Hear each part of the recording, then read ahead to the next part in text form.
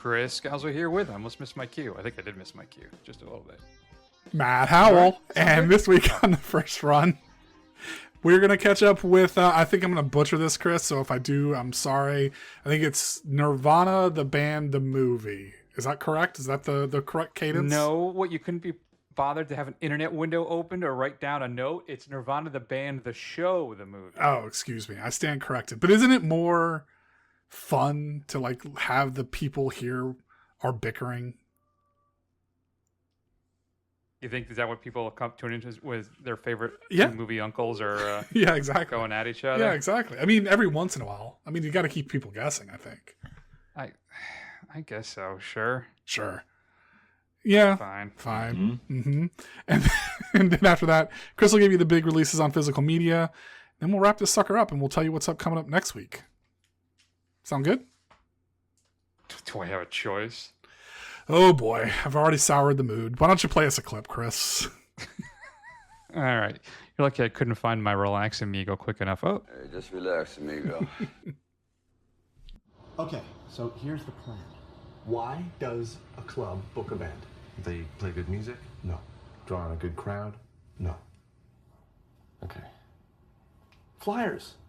Yeah. Flyers that say what? Nirvana the band. Okay, flyers that say Nirvana the band, but what are they saying to people? Come see them where? We don't have a show. Well, then we Wait, will. The point of this is to get the Rivoli to book us, right? Yeah. Okay, so we'll have a picture of us on there. You know what? Let's make the flyers. Plan goes perfectly. We play it at the Rivoli tonight.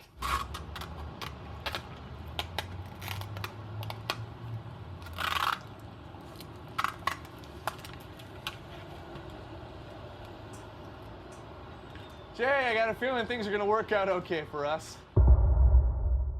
So, Matt, I'm slightly worried about this. So, Nirvana, the band, the show, the movie. The reason why we're doing this is because I don't think either of us were too jazzed to go see the new Minions movie, which was the big release this past week. So, I've been wanting to see this for a while. It's supposed to be absolutely hilarious, and we'll let you know if that's the case or not as the arbiters of comedy. But I'm concerned that you couldn't be bothered to write down the title of the movie we're about to discuss, or even have a GD Google tab or Safari, Firefox, or whatever weird browser you're using open with the title of the film, particularly because of what it is an homage to, which makes me then think, did Matt do no research on this whatsoever?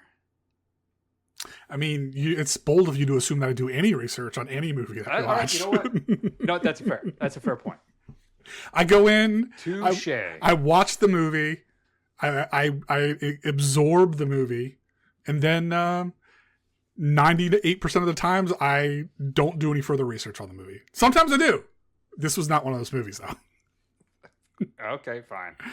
So I've talked over your opening spiel here. Sphere. Why don't you hit me? What do you got? All right, so Chris, this is a kind of. Oh, am I supposed to say what it's about first? Yeah, you're right. You are. God, we are really not on our A game tonight. Sorry, this is a C show to folks. I'm not going to say because I think it's gauche. But last week we actually had really good downloads. Our numbers were actually unusually high for us. Okay. I think a lot of it may have been Leviticus.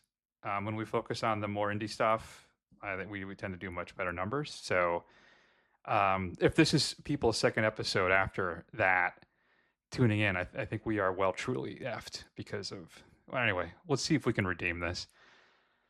So Nirvana, the band, the show, the movie, follows Matt Johnson and Jay McCarroll. And what I didn't realize, because afterwards I watched this film, I did a little research, that this is based on a web series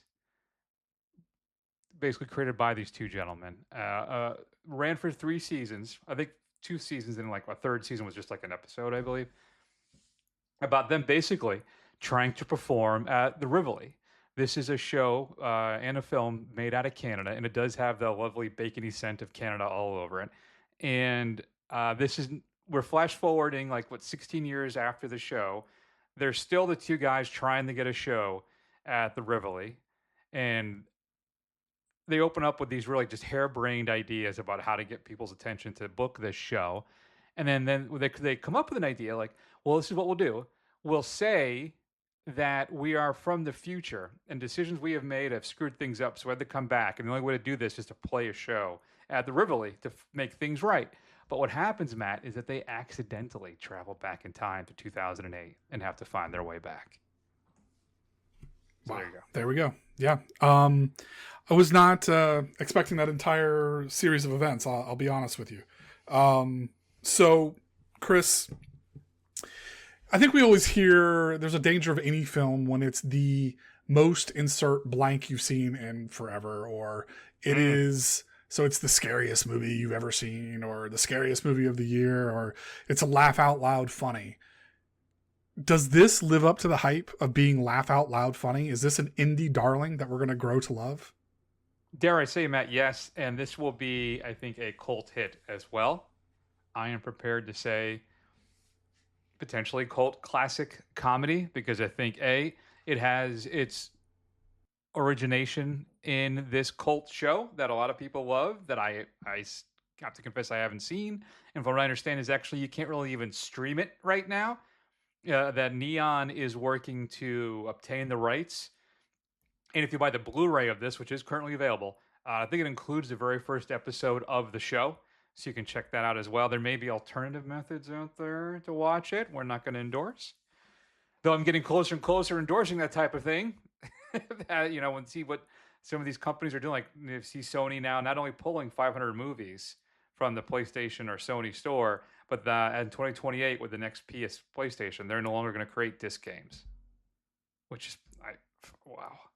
Anyway, but the answer to your question, which I can't say at this point briefly, yes, it is. I had a blast with this film, and it's a delightful mix of scripted, improv, and guerrilla comedy filmmaking. Endlessly clever with its premise, with just one insane idea after another. And I fell in love with this thing within 5 minutes. I saw parallels to You and Me, which I think is why I enjoyed it so much. Though oddly, in this scenario, I would be the character named Matt, I believe. So I loved every minute of this, man. Yeah.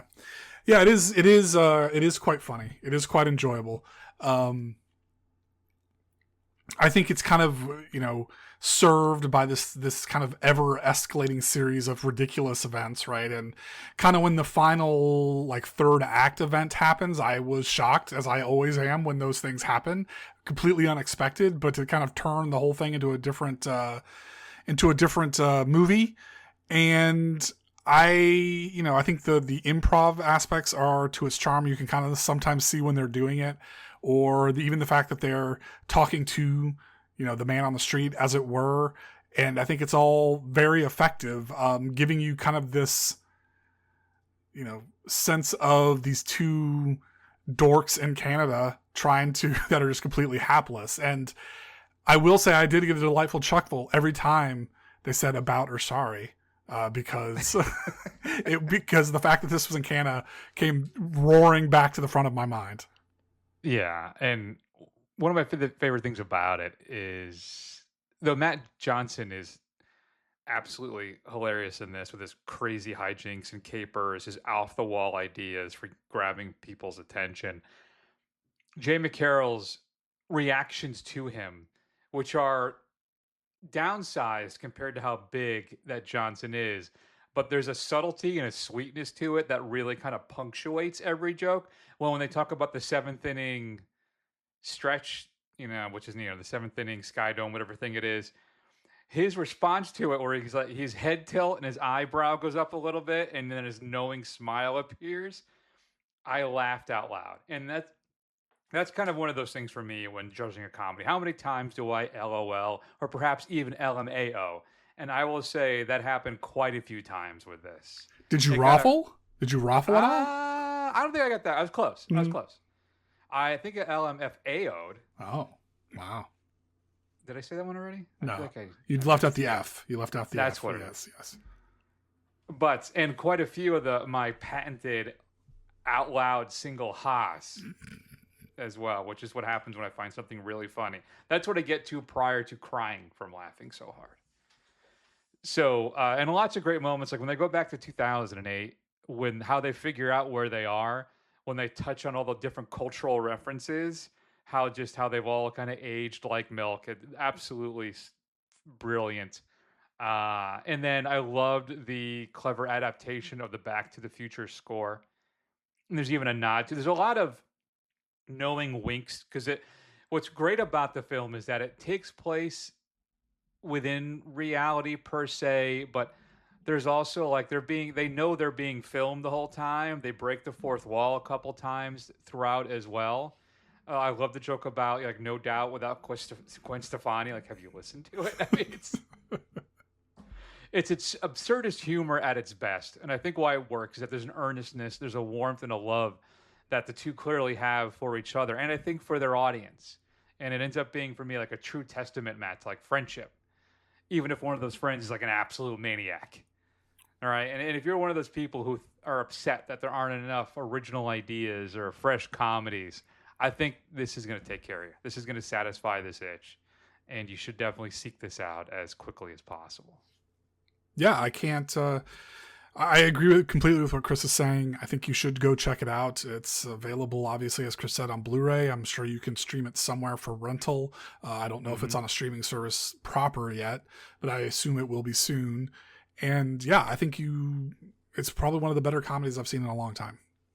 Yeah, it is available to rent and purchase digitally. It's not streaming anywhere as part of a particular package service, but it is available digitally and physically right now. Matt, what are you gonna? Do you have anything else you want to add? Like, it's tough. That's what's tough about comedies, right? Like it's hard to talk about comedies because I enjoy watching them, but you don't want to get into the habit of, do you remember this part? You remember this part, and that's really the kind of comedies is more about what you're actually seeing as opposed to like dissecting any themes or anything like that.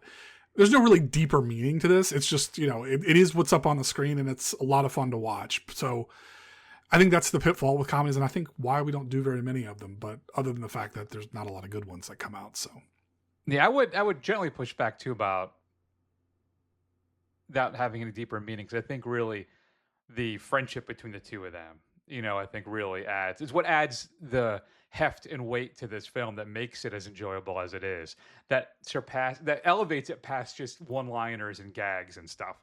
So, but generally I agree with what you're saying. And I will say this, or ask you this. Were you an Orbitz guy? Because I was. I knew of them, but I was not an Orbitz guy. I don't think I've ever drank one in my entire life.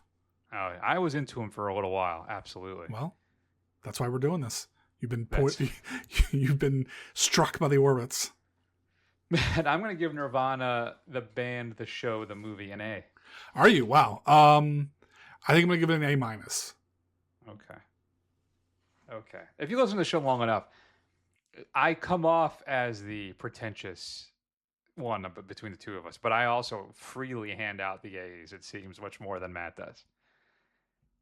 So yeah, you can pick up, as I said, the Blu-ray from Neon Rated right now. It's available anywhere you can buy movies. But I will tell you that in September 21st, supposedly, there's a pre-order of a 4K import. I don't know if it's UK or Canada, but there is a 4K disc of this coming in September. You can pre-order it now on sites like Orbit DVD and the like. So if you want that 4K, I can't imagine how much better this is going to look.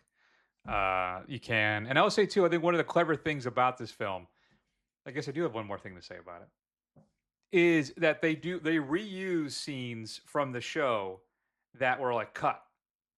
And I think that's one of the ways how clever this is they're able to reorchestrate these scenes that didn't make it into their episodes and make it work and feel relevant. And it doesn't feel, like forced or jammed in or anything like that. It feels very natural and authentic for how the film plays out.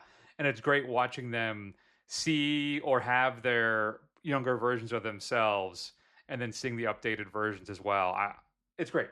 And I really want to check out the series. So I hope Neon's able to work something out so we can find out the original shows and watch those as well. So Nirvana, the band, the show, the movie is currently available, as we said, to purchase online, rent online, or buy that Blu-ray. If you've had a chance to see it, shoot us an email at feedback@thefirstrun.com. We would love to hear from you. Coming up on Physical Media this upcoming Tuesday, July 14th, I want to see this film. I've directed. I've enjoyed this director's work in the past, though he has been chasing, I think, the high of Kill List ever since. But I think Ben Wheatley's stuff is normally pretty engaging. But in this film, he teams up with one of my favorite kind of comedic actors who's taken a shift into action genre, and that's Bob Odenkirk. So here is a clip from Normal. So, what do you think of our little town? It's charming. Yeah. You know, I hear that you are a very laid-back kind of guy, not a crack-the-whip sort. Well, I mean, I've been known to... Did you ever think about settling down? You could be a real sheriff for more than a few weeks.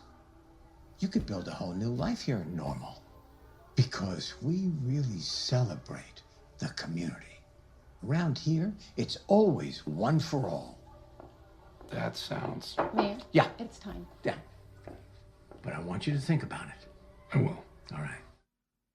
Matt, Normal is being released on Blu-ray this upcoming Tuesday, July 14th, featuring Bob Odenkirk. And that was Henry Winkler, you heard. If you were wondering, that was indeed him. You can check that out well. As I should say, too, I forgot to add, the only reason why Nirvana, the band that showed the movie, was able to be made is because Johnson had written and directed, he also wrote it with Matthew Miller, Blackberry, which is kind of the story of the Blackberry device, another Canadian kind of comedy drama with a fantastic performance, I should say, by Glenn Howerton. And that you can watch that on Netflix. It's very, very good. So check that out. You can watch it on Netflix. And from that money, he was able to, and the success of that film, he was able to put this together. So I was happy about that. Have you seen Blackberry? I have not, no. Yeah, it's pretty good. As I said, it's on Netflix. All right, Matt. That was your number 5, Normal. Number 5? Includes a 2-disc. There's a 4K of that as well, I should say. HDR presentation, making of featurettes, and more. But I'll definitely be checking out Normal. What else? 4. Steven Soderbergh's latest, The Christophers, is is coming out. It's about the estranged children of a once famous artist, and they hire a forger to complete his unfinished works so they can be discovered and sold after his death. Includes conversation with the screenwriter Edward Solomon as well as Charlie Kaufman. I haven't seen Soderbergh's The Christophers. I hear it's quite good, but I'm a little upset with Steve right now because of his whole AI stuff. So, I don't know. It's not cool, man. It's not cool. Don't do that. Get 3 coffins ready. Huh? A film that I enjoyed that not as many people did, but I thought it was pretty good. Lee Cronin's The Mummy is being released in 4K. There's going to be a steelbook version as well. You get Dolby Vision and Atmos tracks, audio commentary by Cronin, and some making of featurettes on that as well. I'll definitely be picking this up at some point. I'll wait probably for my magic, $12.99, $10 price point. But I rather enjoyed his version of The Mummy, or his alternate version of The Mummy, I should say. Well, you two lovebirds take it easy, okay? I don't know if this is going to happen. I think this has been on my list now. This is the 3rd time. But TerrorVision's release of Student Bodies, the classic 80s horror spoof, is coming out, allegedly. 3-disc combo pack, which includes a CD soundtrack. You get a 4K restoration from the original camera negative. A new audio commentary is included. Making of featurettes. And then a full Laserdisc presentation of the film for archival purposes, as well as an older 1080p presentation is included, a 40-page perfectly bound booklet, and more. If you had bought this directly from TerrorVision when they first announced it like a year ago, you could have gotten the super deluxe edition, Matt, that actually included horsehead bookends. Part of me was wishing I jumped on that at the time, but what am I going to do with it? How much stuff do I need, really, right? But we'll have to see. Would you pick up Student Bodies? I can't remember if you're a fan of this or not. I think I've asked you every time. So. Yeah. I saw it when I was way too young. My cousin put it on TV, and it's been kind of this mythical film in my head. So I haven't seen it probably in 35 years. So I do want to see it again, and I'm happy that it's coming out and I'll be able to get it. All right, cool. And then number 1. There can be only one. I would say the smash hit of 2026 so far just crashed. What's the word I'm looking for? Just crossed over $400 million at a global box office. Obsession is being released on physical media. You can get it in Blu-ray and 4K. It's been available digitally for about 2 weeks now. iTunes had originally, listen to me, how old am I? iTunes had originally listed at included an unrated version of the film that was quickly changed. The unrated version, allegedly, which I'm assuming may actually come out at a later date. So you may want to sit back and hold off on buying this just as of yet. I think this is more just we want to cash in while the iron is hot. But the unrated version includes the scene in the car with the brick and the head that ran much longer and supposedly included some audio that sounded, which included gurgling, indicating she was still alive at the end of that scene. So, absolutely disturbing and one of the more unsettling scenes in a horror film of the past few years. But yeah, I don't know, Matt. I'm going back and forth because part of me wants to watch this as soon as possible again, but I also want to hold off because I know, and in a year or so, maybe Second Sight, somebody will likely release like a deluxe edition of this film, which hopefully would include the unrated version. Are you going to jump on Obsession or what?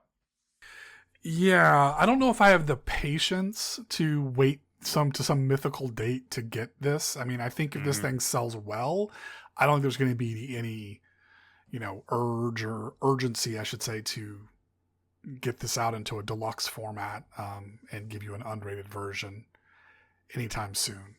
I guess what will really determine is when am I going to be able to see it on a streaming service so I can watch it until we get to that point. Includes a feature commentary by Curry Baker, the director and writer, and then is making a featurette called Obsession Unleashed. It's rather bare bones. It does have the commentary. I mean, I may end up picking this up, and then once that special edition gets announced, I'll just sell it for like, $5-10. I'll trade it in at Viper Video or something here in Tampa. Go that route. It's funny, if you go to pre-order this right now on Amazon, even though it comes out in a week, those deliveries aren't until mid-August, which makes me think this thing is already through pre-orders flying off the shelves, if you will. You know what I really, really want? I want a One Wish Willow replica thing in the little box. Oh, gotcha. That's all I want. And when you open it plays the music? That would be cool too. Mm-hmm. I don't even need that. I just want the replica. Somebody online, I got one of those Instagram ads for it they wanted like $50. I'm like, there's no way. This is some fake BS. So I've been stalking the Universal store because they do have T-shirts and posters. And another thing too is I was listening to the score on Apple Music, and just like in the film, the cues just kind of stop. So like there'll be mid melody or something and it just stops because I think that's what kind of happens in the film. But I would love to hear maybe a more expansive or fuller version of these songs because at times they're really good, they're really effective. And listen to the show with any regularity, you know about my affection for 80s kind of horror synth themes or soundtracks, and that's what this clearly is. So I'd love to hear these fuller versions, but they're not. It seems like just I don't know, not great for the listening soundtrack fan. It's what's holding me off on buying like the vinyl or really potentially even purchasing it because I get like 30 seconds of a cue and then it ends. So I don't know. I'm sure I'll get it at some point. Who are we kidding with each other here, right? I did pre-order that Supergirl Steelbook. Oh, well, I'm glad you jumped on something. I have the Superman one, and I did like Supergirl a lot, so I said might as well get on that. I'm going back and forth on the Bride one too, or maybe at least picking up on Physical Beat. I was like, well, you know what? That wasn't popular. That one's going to get down really cheap pretty soon. But now I'm kind of second guessing myself because like, what if they just don't make that many of them because it's not successful, and then it's just out of print and I can't find it. Yep, that is the risk you run. It doesn't bode well. No, I hate everything. Matt, other 4K releases. Arrow is releasing Red Sun. This is a Terrence Young film featuring Charles Bronson, Toshiro Mifune, Elaine Delon, and Ursula Andress. That is quite the cast. Criterion is putting out 3 films as well. Alice Doesn't Live Here in 4K, as well as The Crying Game, that's Neil Jordan's film, and then the Paul Newman classic Hood. All brand new 4K restorations with Dolby Vision and some new and archival featurettes from Criterion. And then finally, Shout Factory is putting out Full Contact. The Chow Yun-fat film is being released as well as part of their Hong Kong line. And then I guess, Matt, I'll close it out by saying my issue of Sonic Cinema with Brian Scuttle is out now. If you go over to soniccinema.com, I think it's sonic-cinema.com, you can find my episode, which is number 186, about fascism in cinema and how basically it's a bread and circuses episode. You know, he titled it Control Through Spectacle. And we discuss Rollerball, what else? Gladiator, and then the first Hunger Games. I had a lot of fun talking to Brian, so you can listen to that now. And if you think sometimes how, like, man, you know, I love how Chris every now and then weaves politics, but just briefly into his show, and you don't get enough of that. Oh, buddy, let me tell you. You basically get an hour and a half of that with me here, getting much deeper into all that stuff. So it was a lot of fun talking to Brian. I've asked him to join our show at some point too. He's going to monitor our calendar and maybe jump in at some point on something that piques his interest. But it was a good conversation, so you can check that out as well. And I'll leave a note or a link to it in this episode's show notes so you can take a listen. Matt, what's coming up next week on the big show? Well, we're starting to get into the big meat of. Maybe I shouldn't have called it a big meat. We get into the meat hard of to pass on that. we get into the meat of the summer season with something that we're both quite looking forward to: Evil Dead Burn. I understand. Do you want me to tell you what I know about it or no? You know what? Go ahead. Yeah, tell me. Prequel. Oh, okay.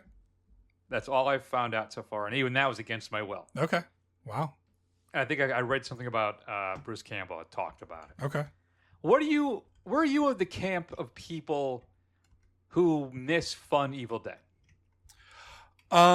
So yeah. I know you're not the Evil Dead fan that I am. No, I'm not. No, I'm not the Evil Dead fan where I'm a fan of it. I like it. I enjoy the films, but I don't hold them in huge high esteem as unimpeachable classics like a lot of my friends do. I get that that's what those films are, but ever since the kind of remake with Fede Alvarez, I'm enjoying that take on the Evil Dead series. Honestly, I don't know if the kind of horror comedy fun part of it, who could do that if Sam Raimi wasn't going to do it? Groovy. Yeah, it's a good point. Yeah, I don't know who else would kind of step in and run with it that way. There's got to be somebody who could do that today, if not Sam himself. But I don't know. I think the first film probably is still my favorite, just because how maybe it's a little dated at this point, but just how at the time when I watched it, it was just relentless to me, man. It was terrifying. I think I was 14, 13, no, maybe even 12, home alone, watching it like on, I don't even know what at this point. I can't remember. But I was a kid and I watched that for the first time and it scared the jeebies out of me. I mean, had quite an impact on me. And I love Evil Dead 2, and it's a little silly. Army of Darkness is a blast. It is. But I've really, like Matt, enjoyed this turn back into the original kind of version of the film where it's just unrelenting horror. So I'm really looking forward to this. In the meantime, you can check us out at thefirstrun.com. You can find archives of all the old shows. There's a player there as well. Just hit play, and it'll start rifling through episodes. The report card is there, too. You can see what grades we've given prior films, too, without even listening to the show. But I don't know why you would do that. We're also available on Facebook, Instagram, YouTube, and Blue Sky, and Letterboxd. Just do a search for The First Run, and you'll find us. Matt is on Letterboxd as Thurston. I think I'm under Chris Scalzo, or maybe even just The First Run. And where else, Matt? You head over to Apple Podcasts, give us a review. It'll help other people find the show. And that's that. So we're going to take an extended break. Just know that we love you all very much. Please take care of yourselves out there. And we will see you all again soon. Thanks for listening. Take care.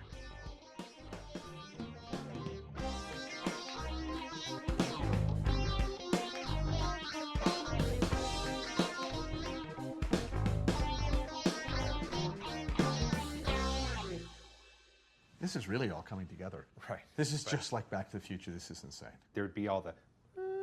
You can't. No, you can't do. That's very copyrighted. Well, if you could just go.